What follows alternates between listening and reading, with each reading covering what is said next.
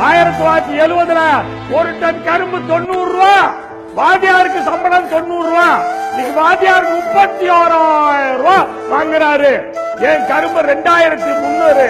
1970 40 ரூபா தான் 60 கிலோ நெல்லு. அன்னைக்கு எம்எல்ஏ சம்பளம் 250. இன்னைக்கு எம்எல்ஏ 55,000 வாங்குறாரு. 220 மடங்கு ஏறிச்சு.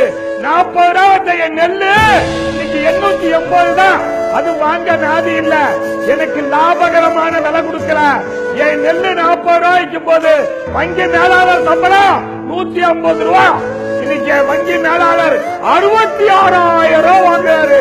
440 மடங்கு சம்பளம் ஏறிடுச்சு. எனக்கு நெல்லுக்கு 22 மடங்குயா. யாருக்கிட்ட போய் அழுவுறது? எங்க போய் அழுவுறது? எங்க 100 ரூபாய் கொடுத்தா 22 என்னையா பண்ணுவோம்? என் பால் 16 ரூபாயா, தண்ணி 22 ரூபாயா.